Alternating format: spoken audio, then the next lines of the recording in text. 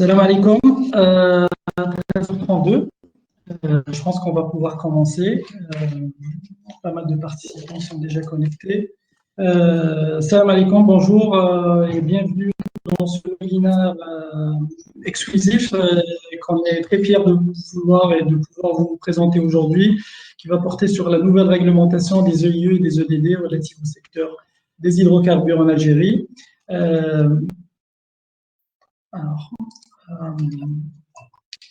Je serai aujourd'hui, je ne serai pas seul. Alors avant, donc, je vais vous faire juste une petite présentation des speakers. Donc il y a le directeur général, donc Monsieur Alfaoui, qui sera avec nous, qui est déjà avec nous, qui est connecté, qui pourra répondre à vos questions aussi par la suite. Il y aura, la présentation sera essentiellement animée par nos deux experts ingénieurs d'études seniors et auditeurs IHS, donc M. Mokrani et Mme Bedou, qui sont avec nous, et donc moi-même qui serai avec vous durant tout le long de ce webinaire.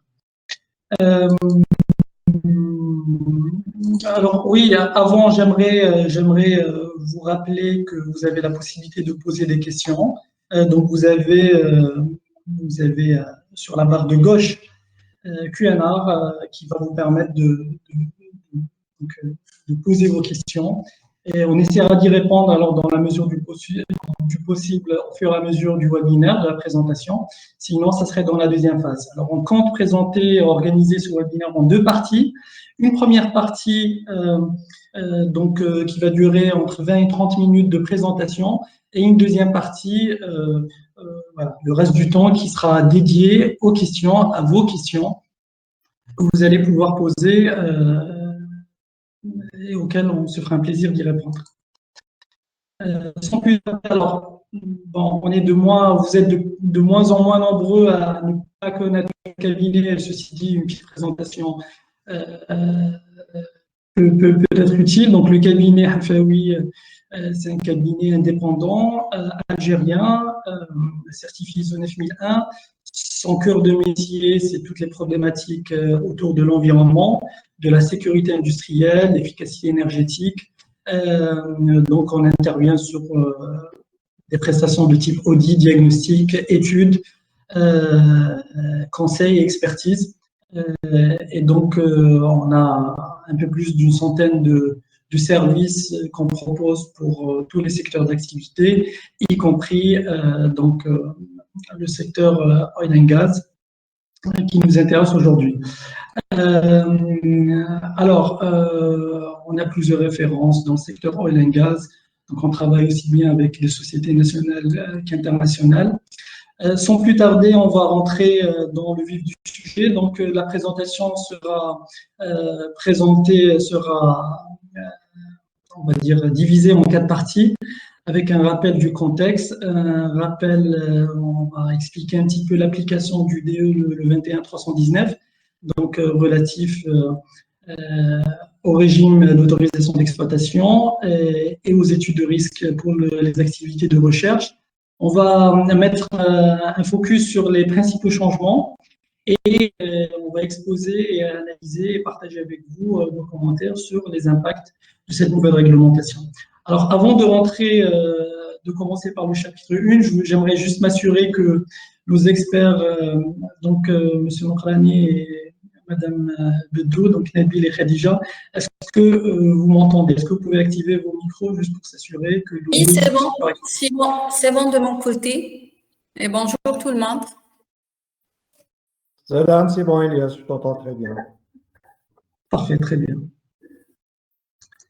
Donc, écoutez, sans plus attendre, on va rentrer dans le vif du sujet, le contexte de la nouvelle réglementation. Nabil, je pense, je vais te laisser la parole. Merci, Elias. Bonjour à toutes et bonjour à tous. Donc, je suis Nabil Mokrani, je suis ingénieur senior chargé de projet au sein d'ISEI Alfaoui, et notamment travaillant sur cette partie-là qui est des autorisations des exploitations, donc pour la partie hydrocarbures, activité hydrocarbures, et en même temps par la partie SCPE.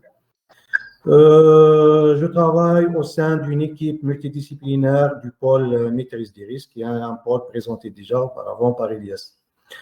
Donc, avant de commencer, donc, je vais vous rappeler rapidement le contenu du décret, du nouveau décret 21-319.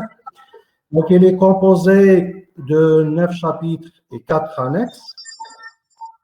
Les chapitres essentiels de ce nouveau décret, donc, c'est les conditions et les procédures d'octroi et d'autorisation, des autorisations d'exploitation spécifiques au secteur et activités hydrocarbures. Nous avons un chapitre également qui parle des modalités d'approbation des études et notices. Un autre chapitre aussi qu'on trouve très important qui englobe la partie enquête publique. Et un dernier chapitre qui concerne les dispositions transitoires, donc pour les installations soit qui sont en exploitation, soit qui sont en production, ou bien qui ont une autorisation préalable de création, mais n'ont pas les autorisations d'exploitation. Donc, voilà le contenu essentiel, des chapitres essentiels de ce texte. La partie annexe, quant à elle, elle est composée de 2 parties essentielles. Donc, la première partie nous donne une nouvelle classification, ou bien plus précisément une classification spécifique applicable aux installations et ouvrages de l'activité hydrocarbures. Une autre partie aussi très importante et très détaillée qui couvre le contenu de chaque étude exigée par ce nouveau texte. Donc, directement, le premier point, on va essayer de vous donner un petit historique de la réglementation, de l'évolution de la réglementation applicable aux ICPE et puis aux installations et activités hydrocarbures. Donc, on l'a divisé en 2 parties. La première partie, c'est la réglementation en matière des risques technologiques. Et la deuxième partie, c'est la partie qui couvre le risque des activités relevant du domaine des hydrocarbures, donc à part et qui apparaît à partir de 2005.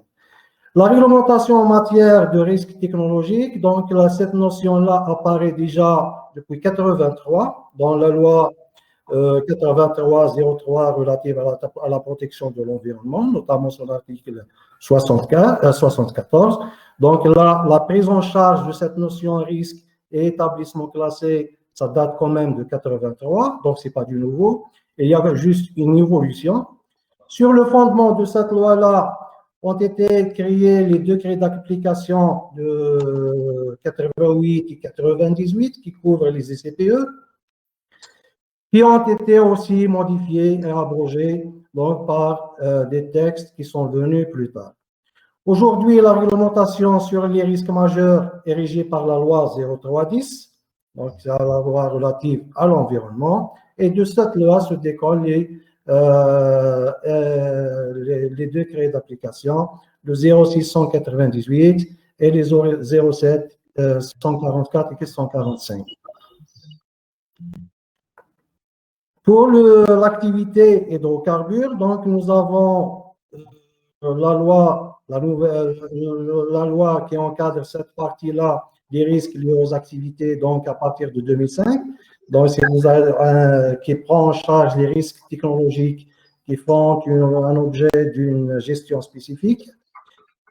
Donc, déjà à partir de 2005, on a senti cette séparation, ce début de séparation entre les activités industrielles et les activités relevant du secteur des hydrocarbures.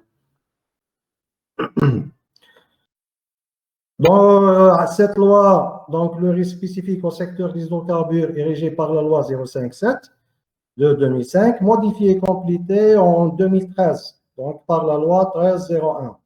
De la loi 0507 découlent les décrets d'application existants, le 08-312 applicable pour l'activité hydrocarbures et englobant la partie étude d'impact et PGE, le décret exécutif 1509 qui couvre les modalités d'approbation des études de danger spécifiques toujours à cette activité-là. En 2019, donc, nous avons l'apparition et la publication d'une nouvelle loi donc, qui abroge la loi 05, 07 relative aux hydrocarbures. De cette loi-là, donc, se découle aussi ce nouveau décret qui est apparu donc le 21-319, apparu le 14 août 2021. Donc, alors, voilà. Nabil, si je peux me permettre, donc en fait, pour avancer, donc c'est vrai qu'on se pose la question, est-ce que ce texte était nécessaire ou est-ce qu'il était obligatoire? Donc la réponse est Ce texte, il est plus qu'obligatoire, plus que nécessaire pour plusieurs raisons. La première raison, donc, la nouvelle loi. Je rappelle que ce texte, il abroge les dispositions du décret 08-312 et 15-09. Donc, je disais, il est plus que nécessaire pour plusieurs raisons. La première raison, c'est que les deux textes, les deux décrets exécutifs 08-318 et 15-09 sont devenus des textes orphelins. Pourquoi? Parce qu'ils avaient été créés par la loi 057. Or, cette loi a été abrogée par la loi 1913. Donc, c'est le premier point. Le deuxième point, ce texte, elle réunit dans un seul texte toute la réglementation concernant le régime d'autorisation. Donc, avant, nous avons plusieurs textes, même les textes relatifs au secteur des hydrocarbures se basent également sur le 07 et les décrets 07 et 06. Un autre point, ce texte aussi, il couvre l'ensemble du périmètre hydrocarbures. Donc, c'est un point très important. Il simplifie aussi la nomenclature des installations relevant du secteur des hydrocarbures. Et le dernier point, donc là, la séparation sentie en 2005, donc là, elle est mise en application. Donc, le décret 21-319 est un acte de divorce, en quelque sorte, entre les ICPE et les activités hydrocarbures.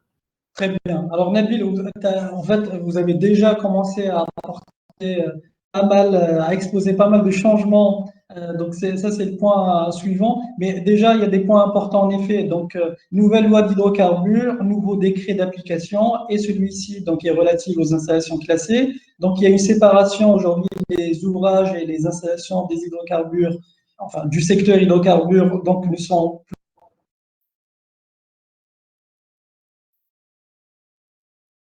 à ce nouveau texte. Un autre point important, il regroupe aussi toute la partie recherche, donc exploration, les activités de recherche, avec des spécificités qu'on aura l'occasion de voir. Est-ce qu'il y a d'autres points sur le contexte réglementaire que vous aimeriez spécifier ou vous souhaitiez qu'on avance un petit peu sur la partie changement plus en détail?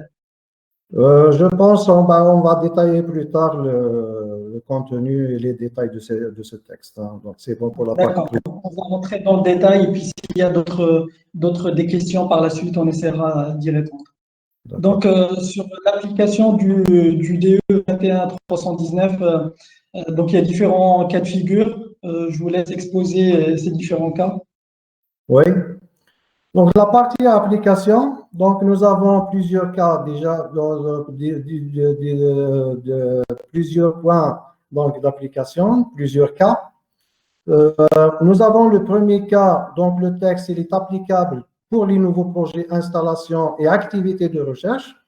Donc, ça, c'est le premier point. L'application est immédiate pour ce type de projet.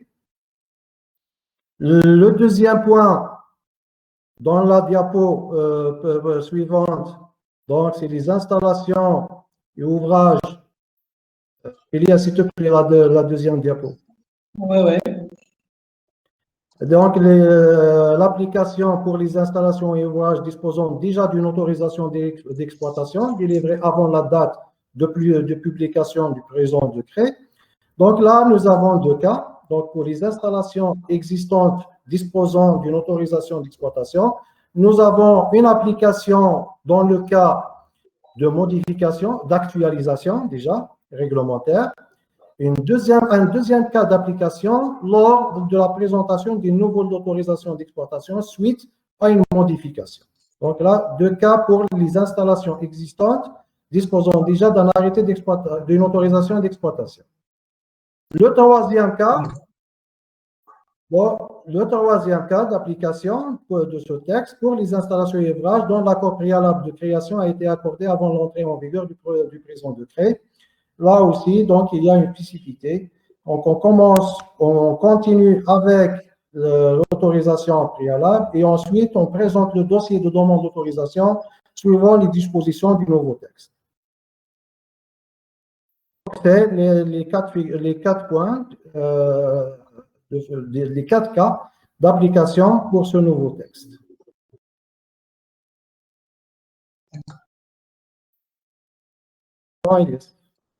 On avance sur les principaux changements? Oui.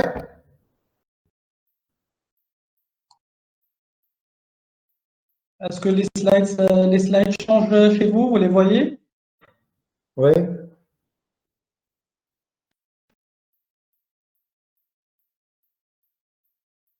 Pour les principaux changements,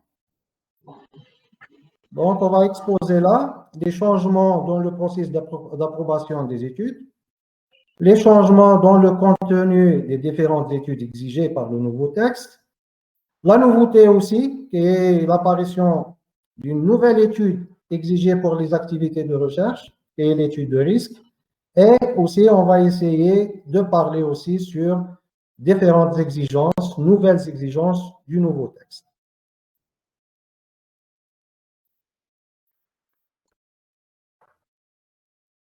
Alors, on va prendre partie par partie. Donc, on va prendre le premier point donc, qui est dédié au changement dans le processus d'approbation des études.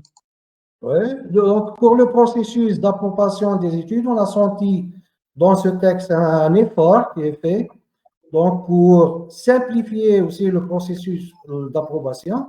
Donc, pour les gens qui connaissaient déjà les processus d'approbation des études d'impact et plongée des anciens textes, là, on simplifie, on englobe le processus d'approbation des 2 études dans un seul texte, qui est un point vraiment positif, qui simplifie la tâche pour l'exécutif, pour le contrôle et pour le suivi aussi et l'obtention des autorisations.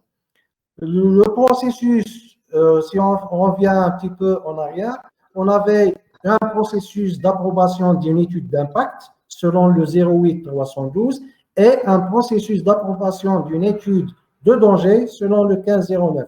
Donc, les 2 processus sont séparés et en plus de ça, ils sont la mise en place, l'application était vraiment très difficile. On avait une étude d'impact avec une autorisation, une décision du ministère de l'Environnement et une étude de danger avec une autorisation de l'ARH.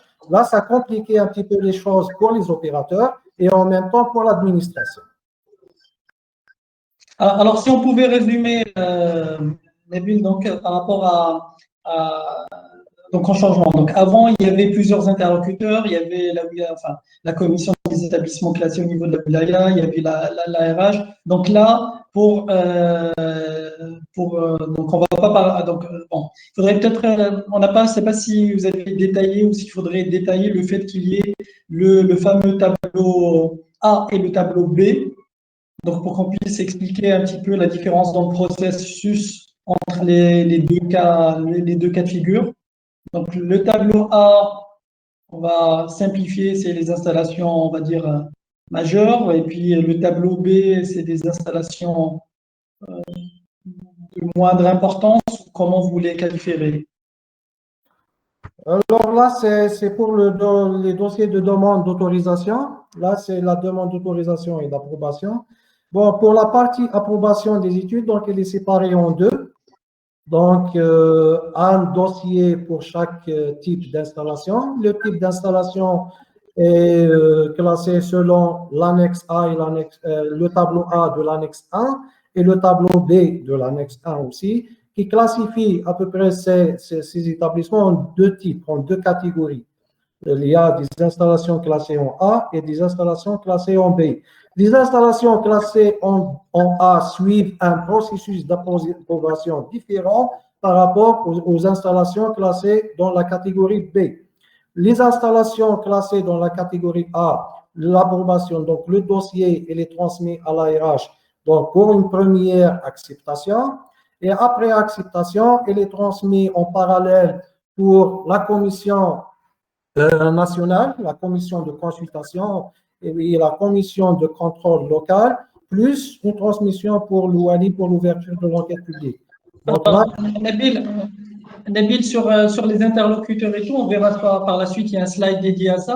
Juste un petit peu pour avancer un petit peu pour que ça soit simple. Donc, en gros, il y a une annexe, en fait, donc il y a une annexe au décret, donc qui avec une nomenclature, avec des installations de type A et enfin un tableau A et un tableau B. Le tableau A, donc ça passe par la RH. Le tableau B, ça passe directement par la wilaya. Il n'y a pas la RH comme interlocuteur. Si on devait résumer, c'est un petit peu ça. C'est ça, oui. D'accord. D'accord. Il y a aussi l'exigence du SGS et du PGE, les changements par rapport aux anciens textes. Qu'en est-il en ce moment avec la phase préalable et la phase post-construction? Pour le SGS et le PGE, nous avons aussi des modifications par rapport à la réalisation et la transmission du dossier. Donc, pour les installations A, pour la phase préliminaire, nous n'avons plus l'exigence du SGS pour la phase préparatoire. Donc, c'est la phase de de demande d'autorisation d'une autorisation préalable. Le PGE, par contre, le PGE, on a une exigence d'introduire dans la partie étude d'impact un PGE préliminaire qui couvre la partie construction. Et le PGE final et le SGS final sont exigés après l'obtention de l'autorisation d'exploitation dans un délai qui ne dépasse pas les 6 mois. Très bien, parfait. On va avancer sur le processus. Donc, hop, voilà. Donc, ce slide, en effet, va vous permettre d'exposer un petit peu les différentes étapes d'approbation. Tout à l'heure, vous parliez de la RH, de la commission, et que vous allez pouvoir revenir dessus rapidement. Oui, pour le processus d'approbation, donc pour toutes les études, quand on parle d'études, c'est études d'impact, études de danger. Donc, c'est un seul texte, un seul processus d'approbation pour les deux études. Donc, c'est ça le point positif de ce texte. Donc, c'est parmi les points positifs de ce texte. Donc, l'autorisation, le dossier d'autorisation, de demande d'autorisation d'exploitation, elle est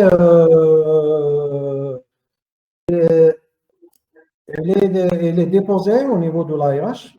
Donc, l'ARH fait sa première analyse pour l'acceptation. Une fois accepté, le dossier accepté, s'il n'y a pas de réserve, il sera transmis directement et en parallèle, comme je disais tout à l'heure, pour la commission nationale, qui est la commission de consultation, la commission locale, qui est la commission de contrôle, et l'OALI ou l'OALI territorialement compétent pour le déclenchement de l'ouverture de l'enquête publique. Donc là, c'est la première phase. S'il y a des réserves, il y a un échange entre l'ARH et les commissions, et les deux commissions, et un échange entre l'ARH et le demandeur. S'il n'y a pas de réserve, donc les remarques ou bien la décision finale sera transmise par l'ARH au demandeur par écrit en indiquant l'approbation de son étude. Donc ça, c'est le résumé, hein, ce n'est pas le détail. Hein. Oui, bien sûr. On va avancer. Merci Nabil. Donc, sur la partie EDD, alors, il y a eu des changements au niveau du contenu. Oui, tout à fait. La partie EDD, il y a un changement par rapport aux exigences du décret 1509 et 0698. Donc, nous avons remarqué, souligné l'apparition de nouveaux chapitres. Les plus importants, c'est l'analyse des effets dominos, la hiérarchisation des risques, le registre des risques majeurs et une conclusion aussi générale qui est exigée par ce texte et un résumé non technique de l'étude. Le point résumé non technique là, nous avons deux cas. Donc, nous avons un résumé non technique introduit dans l'étude de danger et un résumé non technique séparé, présenté séparément, qui sera introduit dans le dossier d'autorisation d'exploitation. Donc là, c'est pour le résumé non technique. La conclusion générale, c'est une conclusion qui va apporter un avis du bureau d'études sur l'acceptation, sur l'intégration du projet dans son environnement. Et le registre des risques majeurs, là, c'est une partie aussi très importante qui va résumer en quelque sorte la partie analyse, modélisation, évaluation des risques et la partie mesure de maîtrise, les mesures préventives de maîtrise et de mitigation. Donc, il va contenir cette partie, le registre des risques. Il va inclure une partie qualitative, une partie quantitative d'analyse des risques, plus les barrières donc de sécurité préventive et de réduction des risques qui sont mis en place pour la maîtrise et le contrôle des scénarios majeurs. Pour les autres chapitres, il n'y a pas vraiment un grand changement. Très bien. OK. On avance sur le SGS, le système de gestion de sécurité, avec les changements par rapport aux instructions de la RH de 2011 et l'ODE 1509. Pour le SGS, là, il n'y a pas vraiment une évolution très majeure. Entre déjà les exigences du 06 en 98, il y a un écho, Elias. Pour le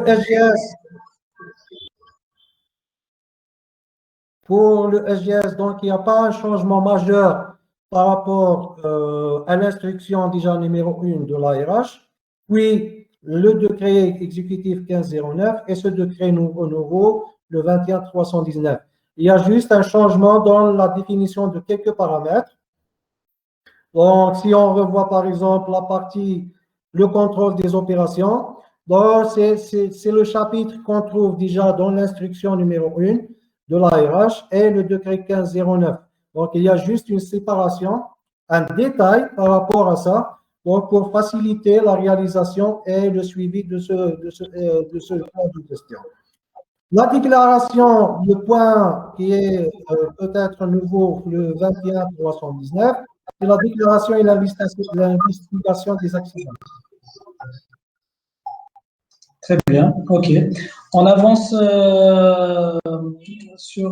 écoutez, sur la partie UE. Donc, Nabil, merci. On aura l'occasion de revenir après sur les impacts. Je pense que Khadija Bedou, qui est avec nous, va pouvoir présenter cette partie-là. Khadija, c'est à vous. Oui, bonjour. Bonjour tout le monde. Donc, je vais vous présenter, je me présente, c'est Khadija comme Ilyes m'a présenté, donc ingénieure d'études seniors, auditrice QHSE. Donc, je m'occupe du pôle environnement au sein du cabinet CEI Khelfaoui. Partant du principe des études d'impact environnemental qui ont pour finalité justement de vérifier la prise en charge des prescriptions relatives à la protection de l'environnement par le projet ou l'installation classée concernée, et ce en déterminant l'insertion du projet dans son environnement, en identifiant et évaluant les effets directs et indirects du projet. Donc, le contenu des études d'impact a été régi par des textes réglementaires, notamment le décret 08-312 qui a été abrogé actuellement et par ce nouveau décret qui trace ou qui identifie la structure à respecter des études, c'est-à-dire sur le contenu des études d'impact et des notices d'impact sur l'environnement. Donc, la structure des études est régie par ce nouveau texte actuellement. Donc, il y a eu plusieurs changements par rapport, c'est pas des changements primordiaux, mais c'est quelques changements par rapport à la structure et le contenu de l'étude d'impact. Donc, la première exigence réside dans la synthèse du rapport de l'étude d'impact environnemental. Donc, avant, il n'y avait pas cette partie dans le décret 08-312 pour les activités relevant du secteur d'hydrocarbures. Actuellement, donc, il faut introduire la synthèse du rapport. C'est une sorte de résumé qui c'est-à-dire qui prend en considération toute la présentation des résultats significatifs et les actions proposées dans le cadre de la protection de l'environnement. Donc, le deuxième point ou le deuxième changement, donc, c'était le contexte réglementaire. Donc, effectivement, il n'y avait pas un changement le contexte réglementaire, mais il y avait l'ajout du contexte normatif par rapport aux installations classées et par rapport au projet lui-même. Donc, la troisième exigence ou la troisième exigence au niveau de la description de l'état initial du site. Donc, la description de l'état initial au niveau au décret 312, c'est-à-dire le décret 0745, parce que le décret 08-312, il a fait référence toujours aux exigences du décret 0745. Donc, là, il y a le rajout de l'aspect sociétal et humain. Donc, il y a la définition et la description du contexte humain, socio-économique et patrimonial qui n'existait pas avant le décret 08-312. Il y a aussi la description des principales caractéristiques culturelles, sociales des communautés locales, donc tout ce qui concerne le périmètre du projet ou la zone d'intervention du projet. Donc, en matière de démographie, en matière d'habitat, emploi, santé. Donc, si on veut faire aussi un lien vers les études d'Angers, cette description existait, donc, a été exigée par le 06-198 à l'époque, mais pas dans l'étude environnementale. Donc, systématiquement, l'état initial comprenait tout ce qui concerne l'aspect environnemental et l'aspect sociétal. Très différent. Oui. Oui, il y a des coupures en fait au niveau de l'audio. Donc il y a certaines phrases qui étaient. Il y a eu un peu de coupure au niveau de l'audio. Alors juste si on devait résumer, donc en fait il y a un ajout au niveau de l'état initial du site, en plus de l'aspect environnemental. Donc il y a l'aspect sociétal autour des habitudes, des coutumes, enfin des habitudes. Donc ça c'est un point important qui a été rajouté. Il y a un point aussi en rapport avec l'aspect normatif, il est explicite. Oui. Très bien. Voilà, alors, on avance sur les autres. Oui, on avance sur les autres changements. Donc, il y a un changement par rapport le chapitre, enfin les chapitres cruciaux de l'étude d'impact, notamment c'est-à-dire tout ce qui est identification des impacts, estimation des catégories de résidus et des quantités de nuisances. Donc, c'est-à-dire le présent décret ou le nouveau décret a rajouté, a spécifié le point par rapport au rejet liquide. Donc, avant, c'est-à-dire le 08-312 exigeait à ce qu'on estime les quantités des nuisances, notamment tout ce qui est déchets, tout ce qui est nuisances sonores, tout ce qui est vibrations, tout ce qui est fumée. Donc là, il vient ce décret et rajoute, c'est-à-dire noir sur blanc, les rejets liquides. Donc, juste pour votre précision, c'est-à-dire les rejets liquides figuraient dans les impacts dans les anciennes études, parce que toujours on recevait, c'est-à-dire l'ARH toujours met le point sur l'estimation de ces quantités. Donc, c'est juste que cette fois-ci, c'est écrit noir sur blanc dans dans le présent décret. Donc, il y a aussi… on a normalisé. Oui, en quelque sorte, c'est une pratique qui était courante, qui aujourd'hui est explicite et réglementée, on va dire. Exactement, c'est ça. Donc, il y a aussi l'autre point par rapport aux incidences du projet sur les enjeux environnementaux, que ce soit les changements climatiques, la biodiversité, la préservation de la couche d'ozone. Il y a aussi le rajout du chapitre ressources consommées. Donc, quand on dit ressources, c'est tout ce qui est énergie, tout ce qui est emprise au sol, tout ce qui est ressources hydriques. Donc, tout ce qui est ressources consommées, il faut les identifier au sein des études d'impact par rapport au projet. Donc, il y a un autre rajout par rapport à l'analyse des impacts. Donc, l'analyse des impacts, maintenant, ils mettent l'accent sur la description des méthodes et les critères utilisés pour l'évaluation des impacts environnementaux. Donc, le 08312, c'est-à-dire ce qui existait au niveau du 08312, c'est bien l'évaluation des impacts prévisibles, soit les impacts directs ou indirects, à court, moyen ou à long terme. Par contre, là, il précise qu'il faut spécifier aussi la méthode utilisée ainsi que les critères utilisés pour évaluer tous les impacts environnementaux par rapport au projet. Pour le point, le 11e point, oui.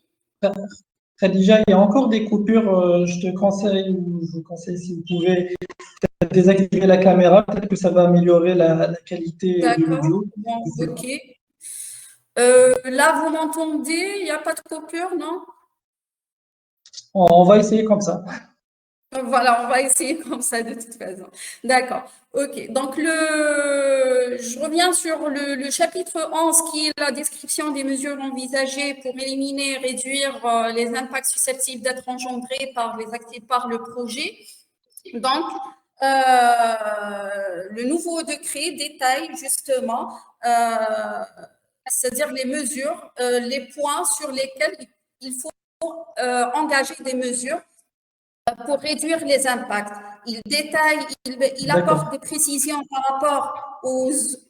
Il n'y a pas de coupure, j'espère, non? Si, donc on va essayer d'aller vite. On va essayer d'aller vite, Khadija, parce que la qualité du son elle est un petit peu hachée. Juste pour faire donc l'analyse des impacts du projet, donc on demande à décrire explicitement les méthodes et les critères utilisés pour l'évaluation des impacts.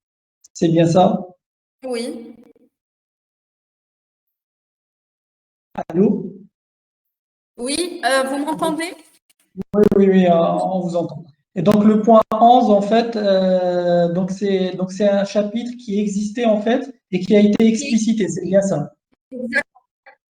Exactement. Donc il précise qu'il faut apporter, c'est-à-dire des mesures, proposer des mesures ou la décrire, identifier des mesures envisagées, que ce soit par rapport aux nuisances sonores, par rapport aux déchets, aux polluants atmosphériques, c'est-à-dire par rapport à tous les impacts identifiés dans la phase d'analyse des impacts. Donc, le deuxième point, c'était la description des mesures envisagées. Donc, ça, c'est pareil. Par rapport à la préservation des ressources naturelles, puisqu'il y a eu le rajout c'est-à-dire du chapitre concernant les ressources consommées. Donc là, on revient pour décrire les mesures envisagées pour préserver ces ressources justement naturelles.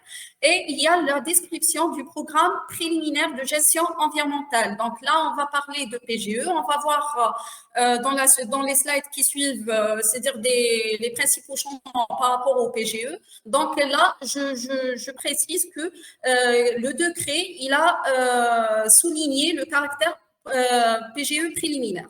Donc, la différence entre c'est-à-dire le PGE préliminaire et le PGE final. Donc, le PGE préliminaire, c'est le PGE qui va être inclus dans l'étude d'impact environnemental dans la demande d'autorisation préalable. D'accord? Donc, une fois l'autorisation d'exploitation et c'est-à-dire une fois c'est-à-dire le demandeur aura son arrêté d'autorisation d'exploitation, donc là, il doit fournir un PGE final dans un délai qui ne dépasse pas les 6 mois à compter de l'obtention de l'autorisation d'exploitation. Donc, revenons sur le plan de gestion environnementale préliminaire, donc le slide avant celui-ci. Donc là, il y a eu... Alors, ils l'ont appelé programme préliminaire et le deuxième, c'est le plan. Voilà. Voilà, donc là, ce programme préliminaire, donc il va, c'est-à-dire, il est c'est-à-dire il contient 9 plans. Donc, il y a la suppression du plan d'intervention en cas de pollution, il y a la suppression du programme d'audit environnemental et le plan de prévention et de maîtrise des pollutions ne concerne que la phase de construction. Donc, ça, c'est pour le programme préliminaire de gestion des déchets. Donc, pour le PGE final, donc c'est le même PGE qui a été, c'est-à-dire le slide suivant, Ilyas. Donc, pour le PGE qui doit être fourni dans un délai qui ne dépasse pas les 6 mois après l'obtention de l'autorisation d'exploitation. Donc, là, c'est un plan de gestion qui ressemble au PGE qui a été exigé par le 08312, seulement avec un petit changement concernant le plan d'organisation à mettre en place avec la définition des rôles et responsabilités pour la mise en œuvre du plan de gestion de l'environnement. Donc, avant, il n'y avait pas la définition des rôles et responsabilités. Maintenant, une fois avoir l'autorisation d'exploitation, il faut fournir un plan de gestion c'est-à-dire avec la détermination, la définition des rôles et responsabilités. Ensuite, par rapport à la différence par rapport au PGE préliminaire, donc il y a le programme d'audit environnemental qui revient et il y a la gestion des produits chimiques. Donc, sur le plan de gestion environnementale préliminaire, il y avait le plan de gestion des produits dangereux, oui. Donc uniquement des produits à caractère dangereux. Non, mais juste, Khadija, excuse-moi, juste pour qu'on a... Khadija, excuse-moi, juste pour qu'on avance parce qu'on est pris un petit peu par le temps. Donc, bon, dans le slide, si on orange un petit peu les différences, on va dire, entre le PGE préliminaire, donc le programme préliminaire et le plan de gestion environnementale. Donc, c'est vrai que vous avez bien signalé le fait que le chapitre relatif à la gestion des produits dangereux devient la gestion des produits chimiques. Dans le détail, on va le voir par la suite si vous voulez au cours des questions. Il y aura peut-être des questions sur le PGE, on pourra y répondre davantage. On va avancer rapidement parce qu'il y a les études de risque. Nabil, tu pourras nous faire une petite présentation de l'étude de risque relative aux activités de recherche? Oui, bien sûr. Bon, la partie étude de risque, c'est la nouvelle étude donc, exigée par le nouveau texte. Donc, c'est une bonne chance. Il couvre deux parties. Nous avons la partie EIE et la partie EDD. Donc, la partie EIE exigée initialement par le 08 pour les activités de recherche et la partie EDD exigée par le 1509 aussi pour les activités de recherche sont englobées dans une seule étude qui s'appelle une étude de risque relative à l'activité de recherche. Le contenu,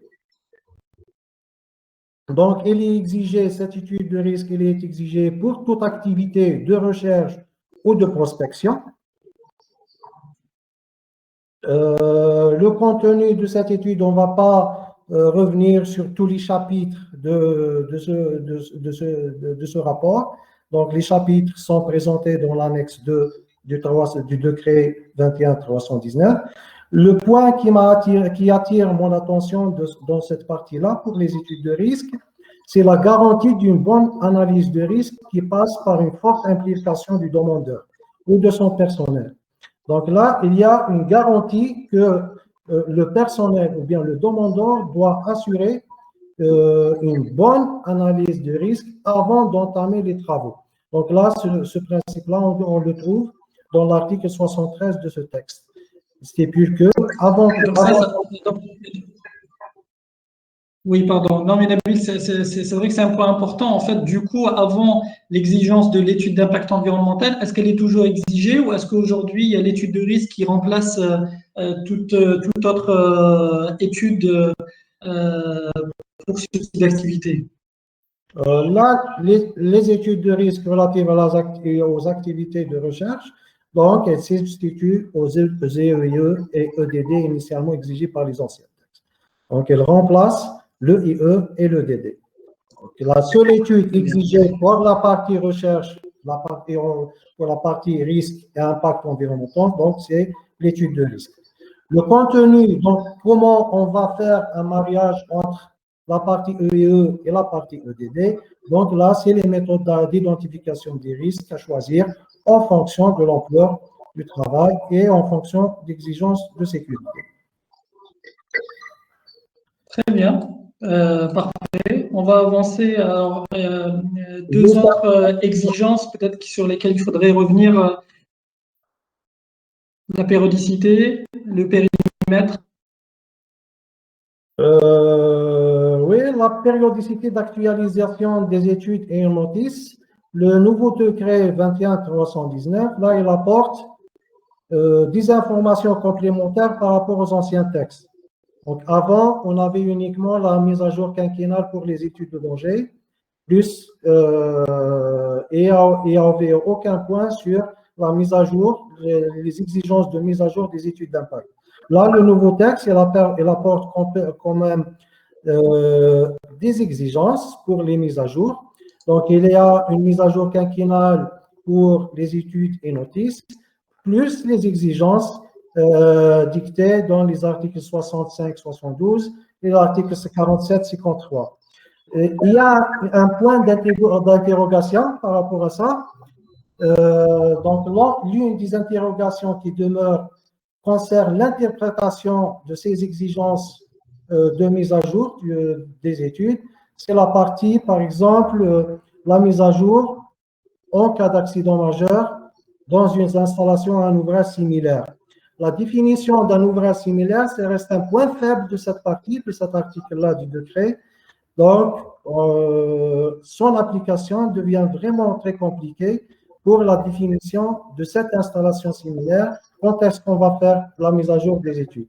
Est-ce que c'est une étude, c'est une exigence qui va venir après à une analyse du retour d'expérience qui sera faite par la RH, ou bien à chaque fois qu'il y a un accident majeur, on doit faire une mise à jour. Donc ça, c'est le point faible de cette partie-là. Bien qu'il est bien détaillé, mais avec notre retour d'expérience pour la réalisation des études, on trouve quand même que les exigences indiquées dans le 1509 sont nettement meilleures par rapport à cette partie-là, mise à jour par le décret 21.319. Très bien, Nabil. La modification du périmètre, donc oui. Elle est couverte par l'article 34 du décret. La modification du périmètre, on peut soulever là, en lisant l'article 34, on peut soulever 3 points essentiels. Le premier point, c'est l'intégration d'un nouveau concept, conversion, reconversion des équipements, c'est très important aussi.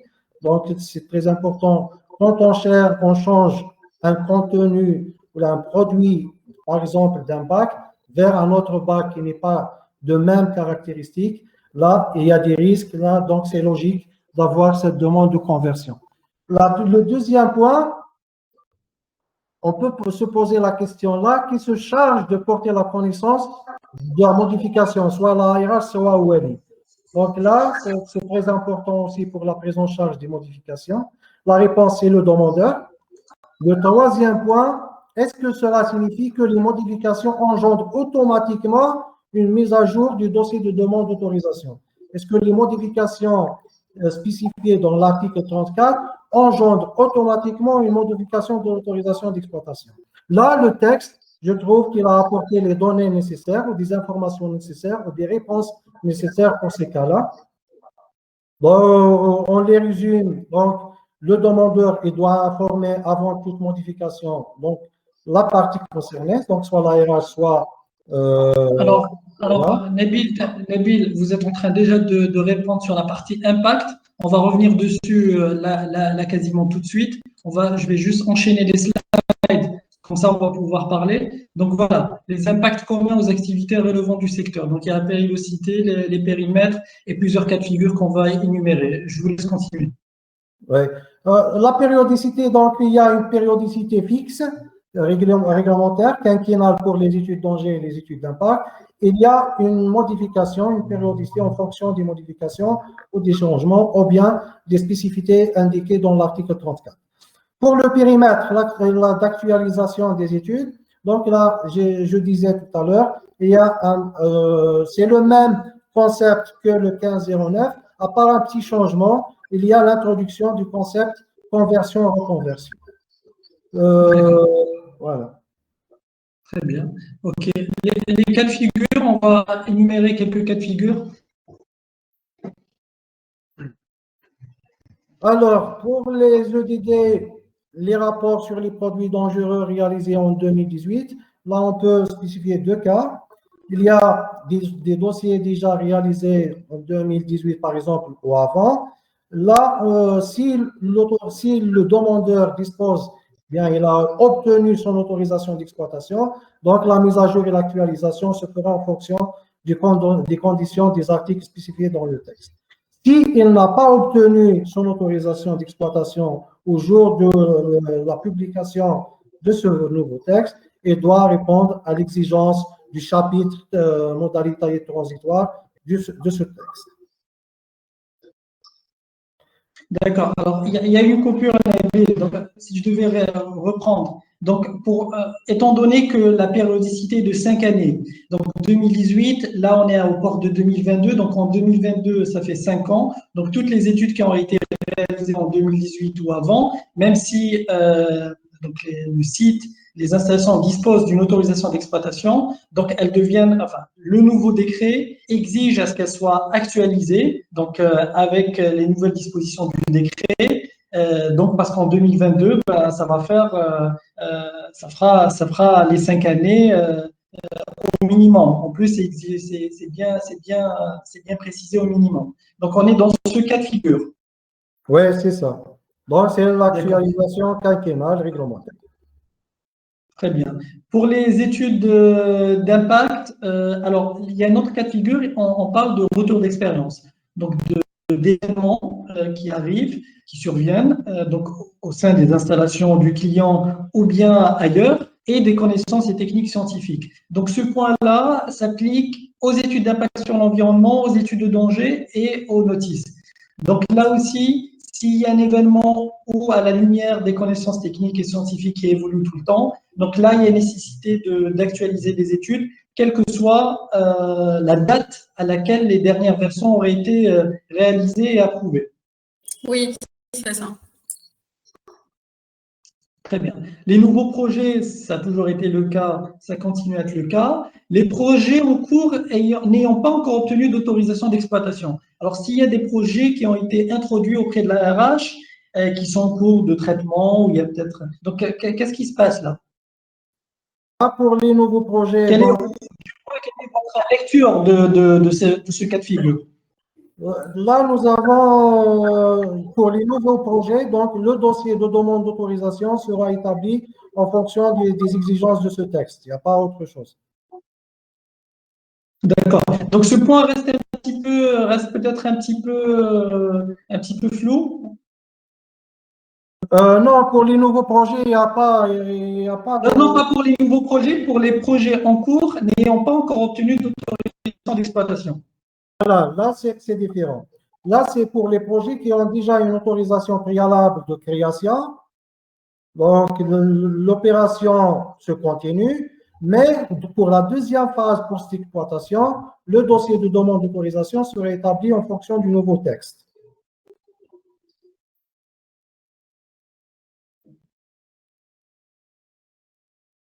Allô? Oui, il y a eu un plan d'appel. Alors, je répète, pour les projets en cours n'ayant pas encore obtenu l'autorisation d'exploitation, ça veut dire que c'est des projets qui ont déjà une autorisation préalable de création. De création. Voilà, de création. Donc, il continue. Une fois il passe la deuxième phase post-exploitation, le dossier de demande d'autorisation sera établi en fonction du nouveau texte.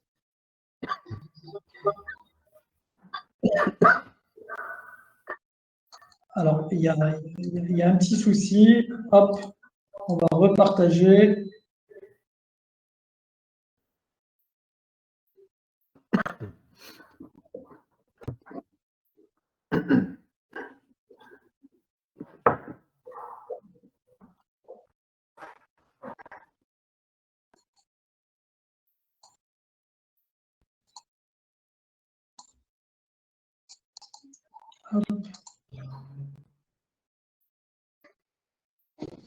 Voilà.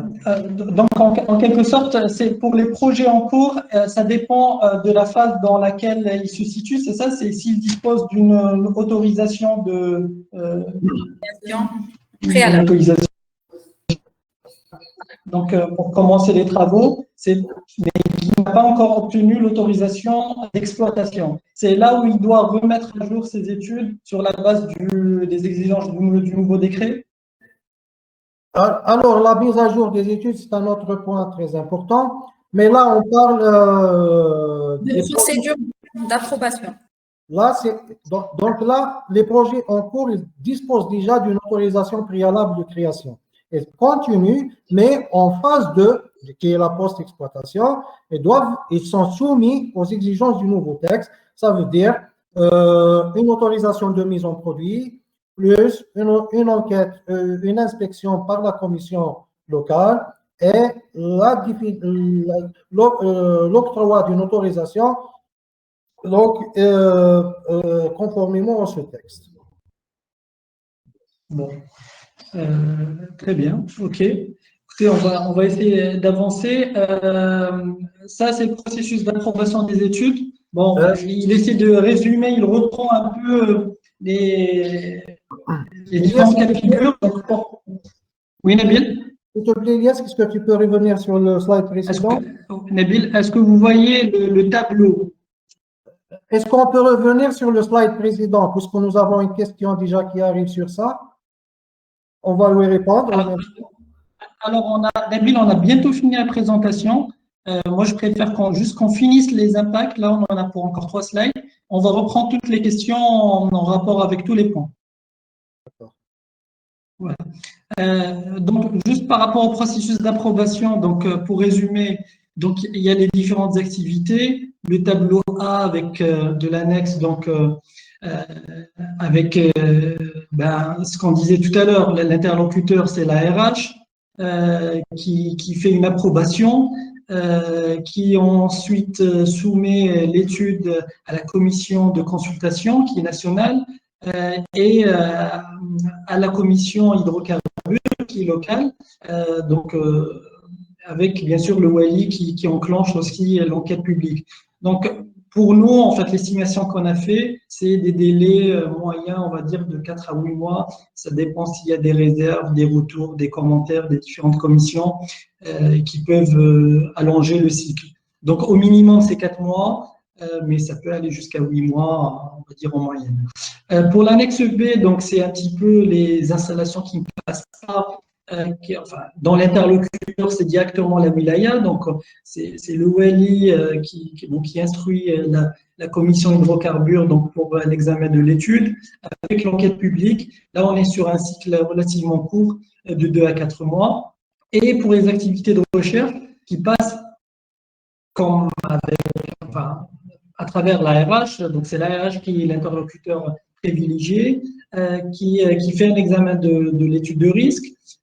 Ça passe pas, en principe, ça ne doit pas passer par la commission de consultation nationale, mais c'est directement envoyé à la commission hydrocarbures locale et le WALI qui enclenche l'enquête. Là aussi, les délais sont assez encadrés et notre estimation, c'est que dans les meilleurs des cas, ça peut se faire entre 3 et 4 mois. Voilà, ça peut être allongé si, pareil, il y a des commentaires ou des réserves sur l'étude de risque. On va juste… il y a un point sur lequel on n'a pas trop parlé. Bon, c'est un détail, mais parmi tant d'autres, c'est dans le tableau A de l'annexe 1. Donc, il y a un point qui concerne la nécessité d'anticiper la présentation de la défense du projet. Pour répondre à une éventuelle invitation, en fait, le WALI, pour les projets de recherche, comme pour les autres projets, en fait, il peut inviter le porteur du projet donc à venir le présenter à la commission, aux membres de la commission et aux différentes parties prenantes identifiées. Et donc, ça aussi, c'est quelque chose à anticiper à prévoir, notamment lorsque les sites concernés se trouvent dans des régions plus ou moins isolées. Les impacts sur les activités de recherche. Alors, on l'a dit, l'étude de risque pour tout nouveau projet de recherche. Il n'y a pas d'étude d'impact sur l'environnement et de DD. Un processus d'approbation, vous l'avez assez bien souligné, Nabil, qui est relativement simple. Un seul interlocuteur, du moins au début, à travers la RH. Et bon, bien sûr, le même point sur une éventuelle invitation à venir présenter et défendre le projet par le Wali qui a lieu d'anticiper dans le cadre de la planification. Voilà, on arrive enfin aux questions. On a largement dépassé le temps qu'on s'était donné pour la phase présentation. Donc, on peut revenir sur les questions qui ont été posées et qui restent en suspens, auxquelles on n'a pas répondu, parce que j'ai vu qu'il y avait pas mal de questions auxquelles on a déjà répondu dans la table, la barre, on va dire, de gauche dédiée à ça. Alors, quelle est la question à laquelle je faisais référence, Nabil?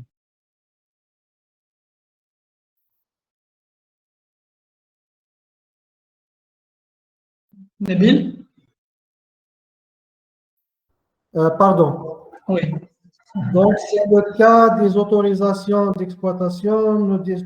Pour les établissements, nous ne disposons pas d'autorisation d'exploitation. Donc, c'est les installations postérieures, c'est le demande des dossiers de demande d'autorisation postérieurs à 2005, juillet 2005. D'accord. Donc, les établissements concernés par cette disposition-là, cette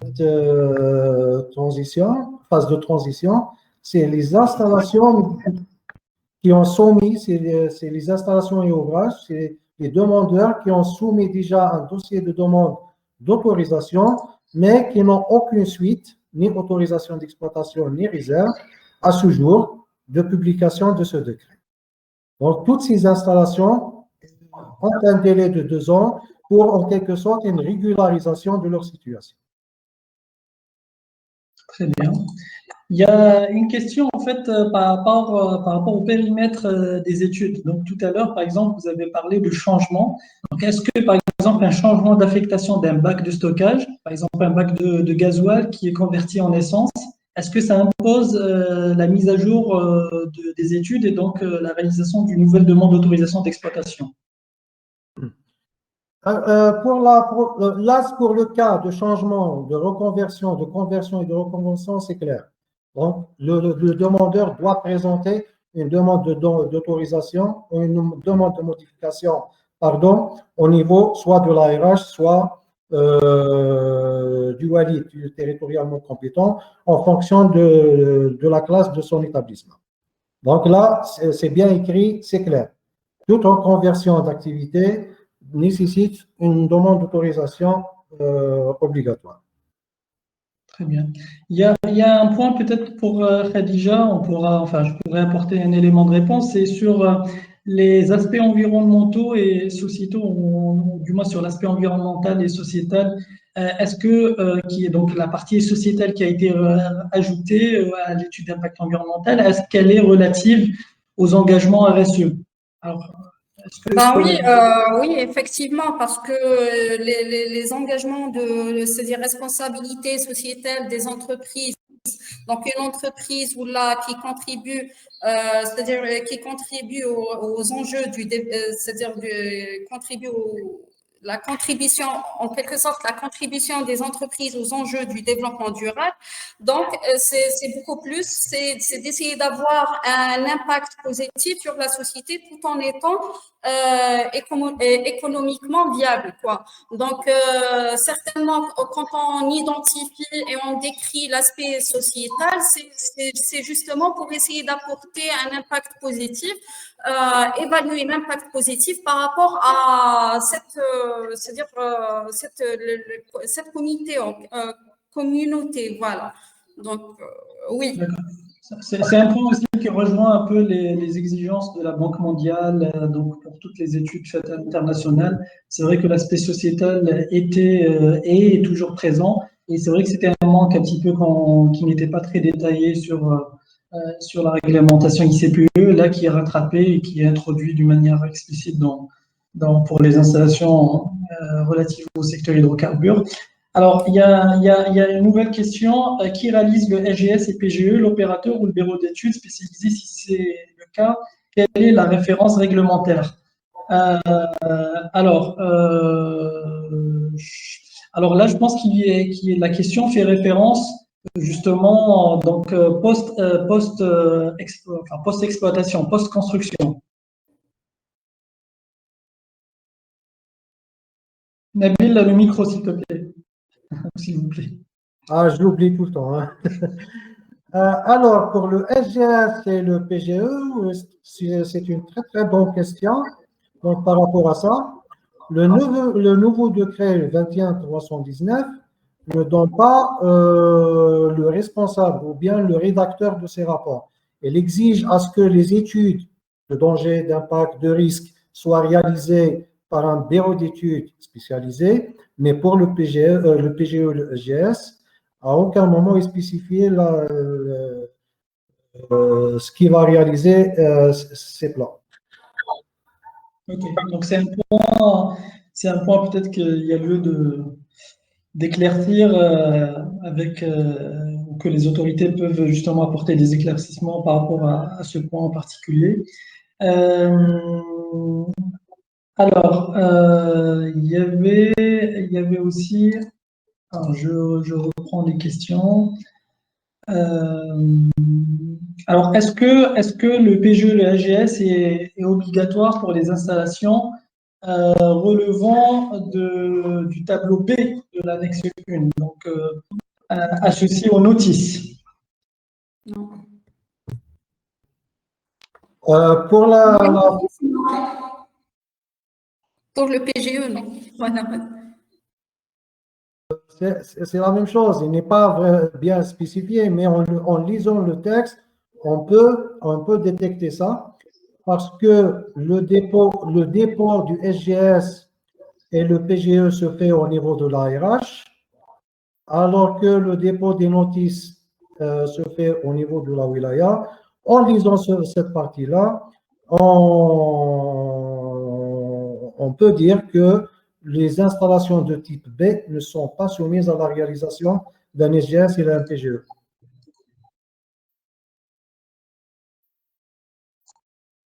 Oui, non, mais c'était assez clair. Je suis en train de voir aussi les questions. Vous pouvez un peu développer en quelque sorte les points qu'on a vus tout à l'heure. Il y avait un point relatif à l'aspect étude d'impact environnemental. C'est vrai qu'on a rajouté une dimension un peu efficacité énergétique avec la consommation des ressources, l'impact, je ne sais pas si on peut appeler ça impact matière, parce qu'il fait référence surtout à l'énergie, à l'eau. Mais est-ce que vous pouvez développer ça un petit peu, Khadija? J'ai pas compris ta question, Ilyes. Alors, au niveau des nouveaux chapitres ajoutés à l'étude d'impact environnemental, Oui. il y a des chapitres dédiés à la consommation des ressources et la consommation et l'utilisation des ressources. Et il est fait justement mention de l'énergie, de l'eau. Ça, c'est des points un petit peu, enfin des chapitres qu'on ne retrouvait pas dans les anciens décrets et donc qui ont un rapport un petit peu avec l'efficacité, on va dire, c'est l'aspect efficacité énergétique, mais il y a un aspect aussi qui me fait penser un peu à l'impact matière ou bilan matière du projet. Donc, est-ce qu'il y Oui, a une information à ajouter? Justement, donc, c'est-à-dire ce qui est exigé actuellement, c'est d'identifier quelles sont les ressources consommées en matière d'énergie, d'eau et de emprise en sol. Et en contrepartie, c'est des proposer ou là de décrire les mesures envisagées pour justement c'est-à-dire ne pas avoir un impact élevé sur la consommation ou l'épuisement des ressources naturelles. Donc, du coup, là, on parle c'est-à-dire de mesures d'efficacité en termes d'efficacité énergétique, des mesures en termes des énergies, enfin, c'est-à-dire les meilleures pratiques ou là, les bonnes pratiques pour essayer de minimiser le maximum l'épuisement des ressources naturelles. C'est beaucoup plus par rapport à ça. Je ne sais pas si j'ai répondu, c'est clair. Non, non, mais c'est vrai que ça rejoint un petit peu, ça me fait penser un petit peu à tous les engagements de l'Algérie dans les conventions internationales par rapport aux impacts du changement climatique. Toujours dans Par le cadre rapport de l'utilisation, justement, l'utilisation rationnelle de ces ressources. Je pense que c'est des chapitres enfin, qu'on peut saluer, quoi, qui sont pas, qui sont nécessaires dans le cadre d'une analyse environnementale d'un projet. Oui. Et c'est une bonne chose qu'il soit. Quand on parle de développement durable, bien sûr que. D'accord. Est-ce qu'il y a une question sur le transfert d'une autorisation d'exploitation? Est-ce que s'il y a une cessation d'actifs, donc est-ce qu'une autorisation peut être transférée à un autre bénéficiaire? Nabil, micro. Comme d'hab. Le transfert des autorisations d'une installation, donc ça a été déjà pris en compte dans l'ancien texte, le 08, des EDD 06 en 98. Il est repris aussi dans le nouveau texte, notamment l'article 35. Il indique que lorsqu'une installation, un ouvrage hydrocarbure change d'exploitation, change d'exploitant, le nouvel exploitant, dans les mois qui suivent la prise en charge d'exploitation, doit en faire une déclaration à l'ARH ou l'OLI, en fonction du classement de l'installation et de l'ouvrage. Le transfert de l'autorisation d'un établissement classé est possible, je dis bien possible, grâce à l'article 40 du décret 06/198, qui stipule que lorsqu'un établissement classé change d'exploitant, le nouvel exploitant, dans les mois qui suivent, pris en charge, doit prendre en charge, pris en charge de l'exploitation, doit le déclarer soit au LI ou au président de l'APC. Pardon, de l'ARH. D'accord. Donc, il y a une possibilité de transfert d'autorisation avec une déclaration, soit à l'ARH, soit au LI. Très bien. Il y a une question sur est-ce qu'il y a une approche ou un guideline pour la mise en place d'un AGS par rapport au nouveau décret EDD. Alors, le contenu du AGS, il est défini. Donc, on l'avait cité d'ailleurs dans le slide.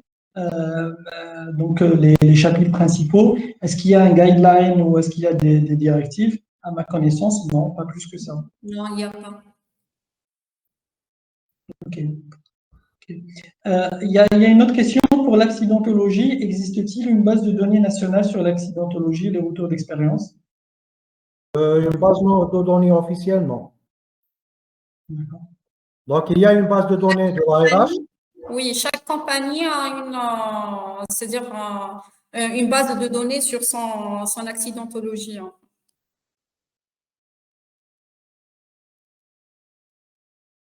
Mais une base de données nationale, je ne sais pas, Il n'y a pas. consolidée par le ministère ou Sonatrach ou à notre connaissance, non, en tout cas, il n'y a rien de public ou de disponible. Y a-t-il des limites prédéfinies pour l'utilisation de ressources naturelles? Donc là, on est plus sur l'aspect environnemental. À ma connaissance, non. Alors, sur le décret ne précise pas des limites. Oui. Mais j'ai envie de dire, c'est vrai que c'est des données qui fluctuent un petit peu par rapport à, j'ai envie de dire, alors après, ça dépend, si on parle de matière ou de matériaux, ça dépend des découvertes, quoique l'aspect minier reste encore à développer, on est au stade du potentiel. Et pour l'aspect eau, ouais, non, il n'y a pas de limite, il n'y a pas de limite en énergie, eau. Je pense que c'est quelque chose qui s'apprécie au cas par cas.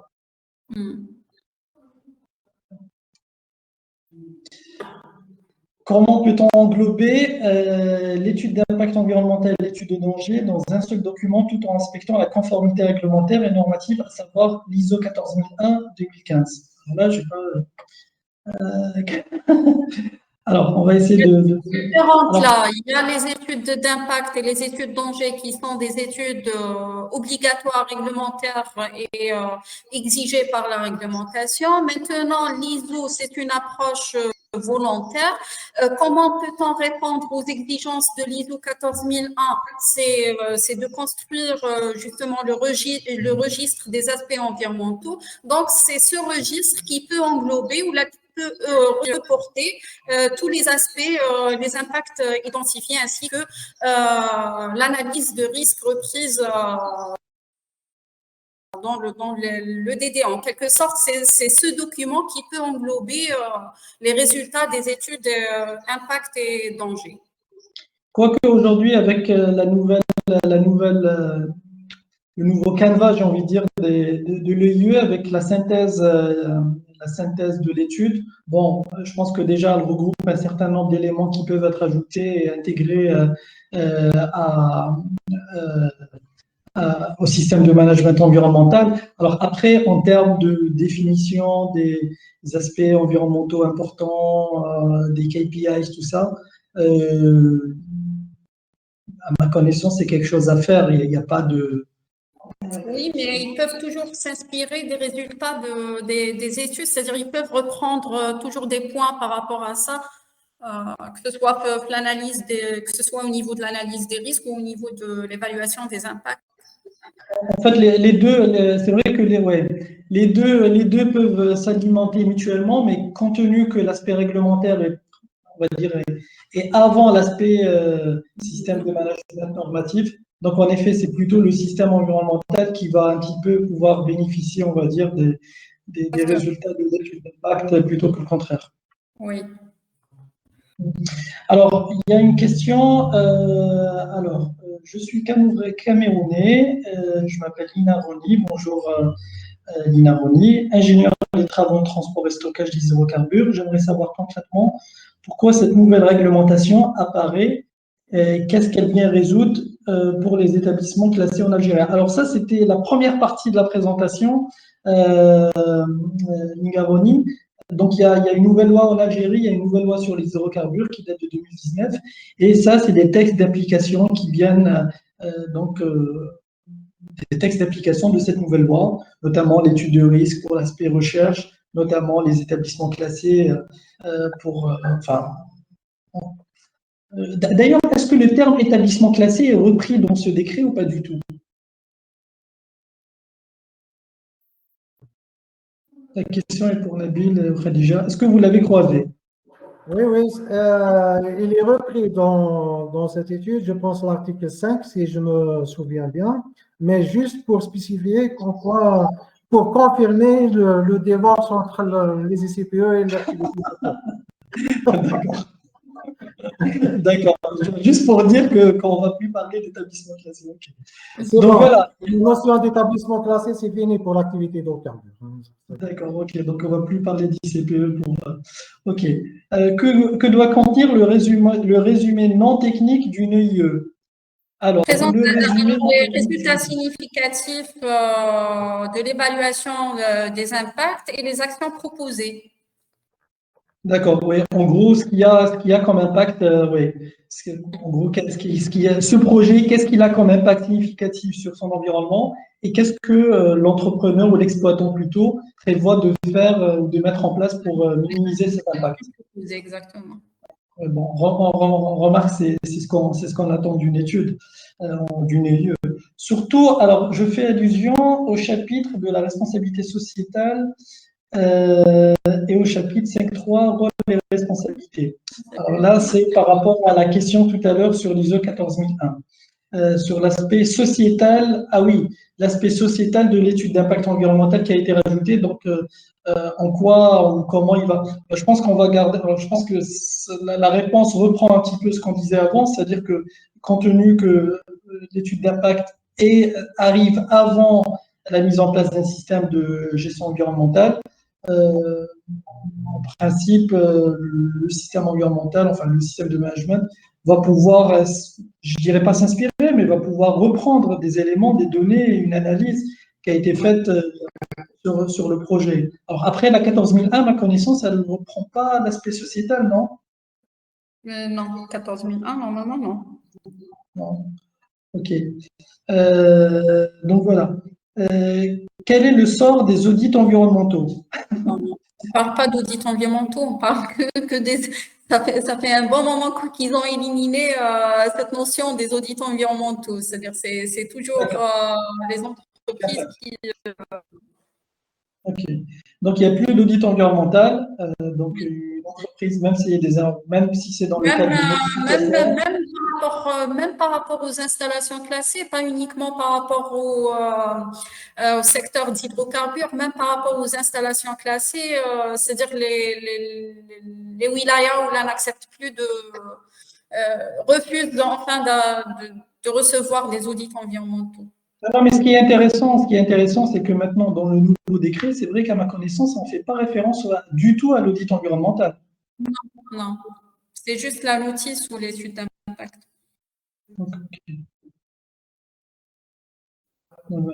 C'est surtout la fréquence, en fait, la fréquence des mises à jour qui est beaucoup plus explicite. Alors, il reste quand même le point que Nabil tout à l'heure a relevé sur le REX un peu, hein, le retour d'expérience, les événements, l'actualité, ce qu'ils appellent comme événements, je ne me rappelle plus la formulation, mais en gros, événements ou évolution technique, scientifique. C'est vrai, à quel moment un exploitant va dire, OK, là, il y a eu un événement sur un établissement similaire qui se trouve sur le territoire national ou ailleurs, et du coup, ça nécessite que je réactualise mon étude afin que je réanalyse les impacts et les risques que j'encours sur la base de la nouvelle donnée scientifique et des expériences qui ont eu lieu ailleurs. Qui va déclencher ça? Est-ce que c'est l'ARH qui va déclencher ça? Est-ce que c'est l'exploitant qui va s'auto-saisir? C'est vrai que cet aspect-là, à ma connaissance, il n'est pas très précisé. Et peut-être que ça nécessiterait ou ça mériterait qu'il soit un petit peu éclairci par qui de droit. Il y a une question. La wilaya n'accepte plus les audits environnementaux, uniquement les EDD et les EIE. Oui, c'est ce qu'on disait, c'est ce qui a été relevé. Alors, je parle des audits qui ont été déposés au niveau des autorités. Donc là, je pense que là on tombe dans le cas. Donc, en fait, il y a la question sur les audits environnementaux qui ont été déposés au niveau des autorités. Donc là, j'imagine que c'est les process, c'est l'ancien process, où pour certains établissements ont déposé au niveau de la wilaya. Donc, qu'en est-il des dossiers? Je crois comprendre qu'on fait référence là à des dossiers qui n'ont pas encore abouti. C'est-à-dire, on attend des réponses soit de la commission locale ou éventuellement de la RH. Donc, Nabil, peut-être par rapport à ce cas de figure. Oui, c'est directement, donc c'est l'application de l'article 95. Donc, les dispositions transitoires pour les établissements qui n'ont pas encore reçu une autorisation d'exploitation. Donc là, il y a des demandes, de nouvelles demandes qui doivent être réintroduites. Exactement, donc c'est comment on appelle ça, une régularisation de la situation. D'accord. Et là, donc, du coup, nouvelle demande selon le cas. Donc, soit tableau A, on passe par la RH, soit tableau B, on passe directement par la wilaya, avec les dispositions du nouveau décret. On oublie les anciennes études et le dossier en cours. Oui. D'accord. En tout cas, ça, c'est notre lecture et notre analyse des dispositions du décret. Comment estimer les catégories citées au point 7 du contenu de l'étude d'impact? Déjà, le comment. Alors, C'est l'estimation des quantités, c'est par rapport à l'ampleur du projet, par rapport aux activités. Donc, il y a des formules à calculer, il y a des données d'entrée. C'est-à-dire il faut prendre aspect par aspect et calculer c'est-à-dire estimer les résidus, les quantités d'émissions. Voilà. Très bien. Dans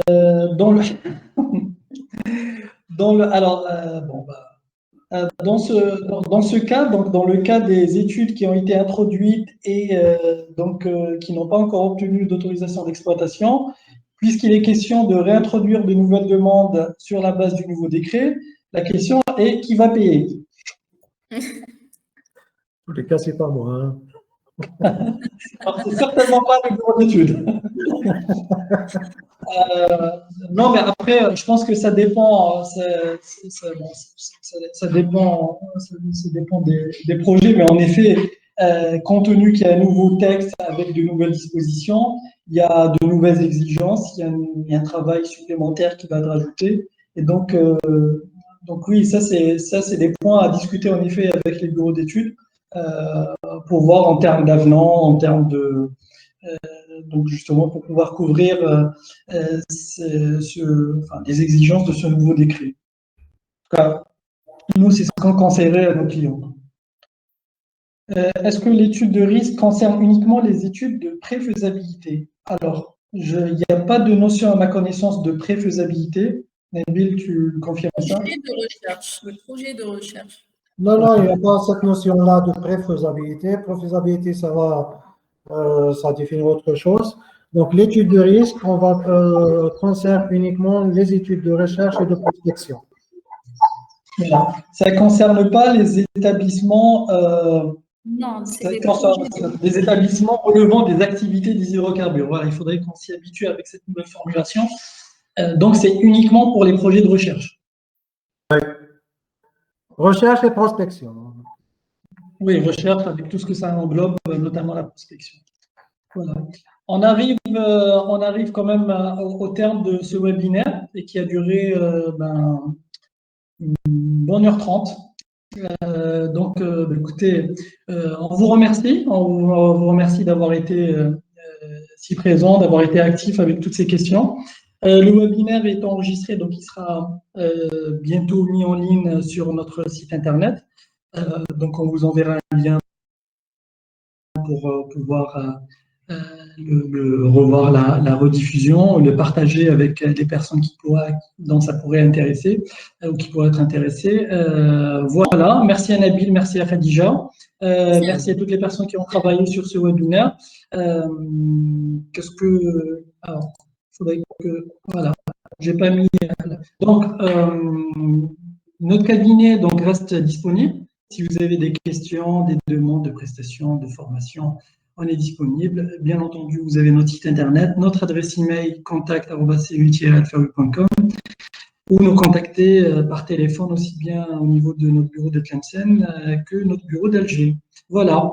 D'autres webinaires sont en préparation et bientôt ils seront annoncés. On vous dit merci et puis à bientôt. Merci. Au revoir. Au revoir. Merci. Au revoir.